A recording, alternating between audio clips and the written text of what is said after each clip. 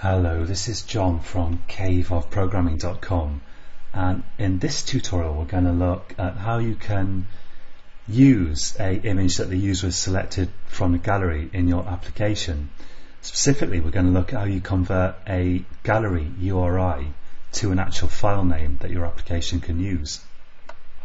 So in the last tutorial we looked at creating an intent to browse the gallery using this intent action pick and media store images.media external content URI intent, and that opens the gallery, and I've used start activity for result and supplied this value browse gallery request that I defined, which is just equal to 1, I think, but that's completely arbitrary. And then in on activity result we say that if the request code is browse gallery request, in other words if we're returning from that activity that I just started, the gallery one, then I'm going to do intent.getData, where the intent in question is this one here that's passed to my on activity result.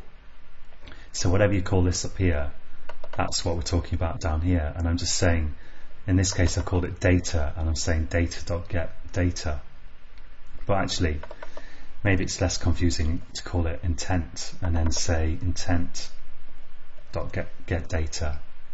And now what intent.getData does when you're returning from the gallery is it gets you a URI of an image, so not a file name but an identifier of that image within the gallery. And I output some debug information here, and if we go to DDMS and look at it, this is what it looks like. It's contents / media external images media and then some number, and that identifies the image uniquely within the gallery, but it's no use for actually displaying an image in an image view, because for that we really need a URI or a file name or something like that, or a bitmap. So to get the actual URI of the actual file, the actual image file itself, we need to do a little bit of extra work. And the stuff I'm about to show you, it certainly works on my phone, and as far as I know it works on the majority of phones, but if the user has installed a custom file manager or something like that, it's possible that it might not work. And I've even seen suggestions that sometimes the images in the gallery can be so big that you can't set them in an image view, and that's maybe a memory issue. I've never had that problem myself, but at least one person on the internet says that.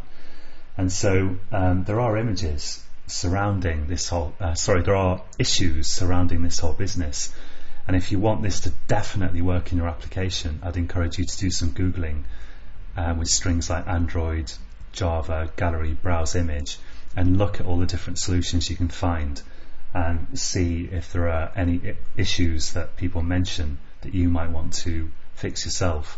But the method that I'm going to show you here should work kind of, I don't know, 99% of the time, I would hope.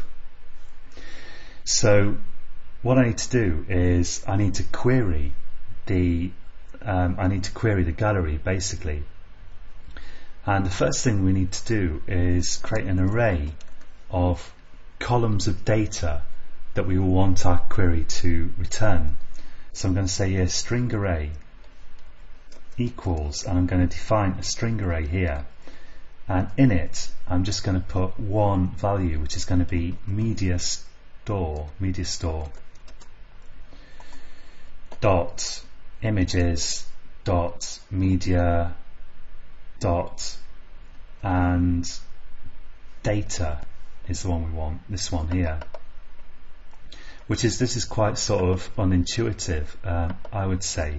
Let's call that columns, but this is what you need to use. And notice this kind of media store images dot media, we actually already used that when we were creating the intent to browse the gallery in the first place, media store images.media, but then we used external content URI.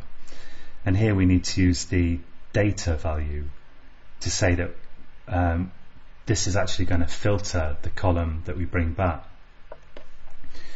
So we're going to query the gallery, and we could bring back a load of different columns for each image, giving different bits of information, but I just want the one that actually contains the actual location of the actual data, the image data on disk, and this is the column that happens to contain that. And the next thing we do is we say get content resolver, and that's a method of your activity, and query, and the query takes a URI, and the URI here, this first value here, is going to be intent.getData in my case. So let's say here, for example, URI image URI equals intent.getData. And I appreciate a lot of this is it seems a little unintuitive, and we may well get back to doing queries on things and resolving content in a future tutorial. But for the moment, I'm just going to show you how it works so you can get at least an initial look at it. And the intent here, as I just explained, is this intent here. So I'm getting the URI from my intent. Then I need to supply it as the first argument to this query, image URI. And now the second one, which is strangely called projection, is actually the list of column names that I want to bring back. So I'm going to supply this string list of columns to bring back. And the rest of these columns here I'm not going to use, so I'm going to set them equal to null, null, null, and null. Now if I save that, yeah, the error goes away, and this actually brings back a cursor object. So I'm going to say cursor equals getContentResolver.query. Now the cursor is kind of a pointer into a set of results, and there should only be one result here, of course, so we're not going to make too much use of it. But the cursor, when it's returned, is positioned before the first result. So what I need to do is move it to point at the actual first result by saying cursor.move to first, and now it will be pointing at the actual first result. And I'll need to say cursor.close, so I'll do that already here so I don't forget. It's important to close cursors or you'll have, I don't know, maybe a memory leak. And then in between these two, so of course before cursor.close, I can say cursor.get. Now there's a bunch of methods here, and actually I want to say get column index and supply it the column name, which is going to be columns bracket array bracket 0. There we go, 0. Now if we were saying here we only want to bring back one column, so I presume the column index will be 0, but I'm not completely sure, and all the example code I've seen for doing this has gone through the business of getting the index of the right column within the results and then getting the column in 2 steps. So I'll follow that here as well, although I'm not sure it's necessary. So I'll say here int column index equals cursor.get column index and supply the name of the column, which is just this here from this array. And now having done that, I can say cursor.get string and supply the column index, which is the one that I just found. And as I say, I think this would probably always be 0, but I'm really not sure, so I'm going to err on the side of caution and do what all the examples I've seen do. And now that string that's returned should be the actual path to the image. So let's say path equals, well, let's say something like image path equals, and now because I actually want to store a URI, because that's what my camera action returned, I can, if I want, convert that to a URI. So I can say I've got a URI, which is my instance variable here, it's my image. I'm going to say equals image equals URI dot parse and pass it the image path. Now from there on I'm already handling what I want to do, and what I actually do is I start another activity and pass it that image URI, the one that I just got here. So I get an image path and pass it into a URI, and then I pass that on to my image activity. But it's actually pretty simple what actually goes on here. And if I just follow this through, so let's take a look. In fact, let's expand the source view here, and here's my image activity, and it's got this method reset, where are we, reset image or something like that, set image.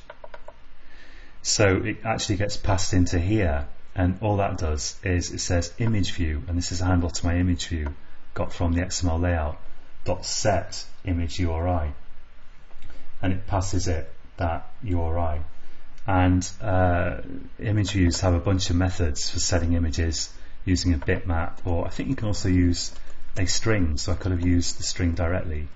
So set image, drawable, set image, bitmap, so maybe not a string. Yeah, so if I had a file name, I'd need to use bitmapfactory.decode image or whatever it's called, which we covered in a previous tutorial. But here I'm just using the URI directly to set the image on the image view.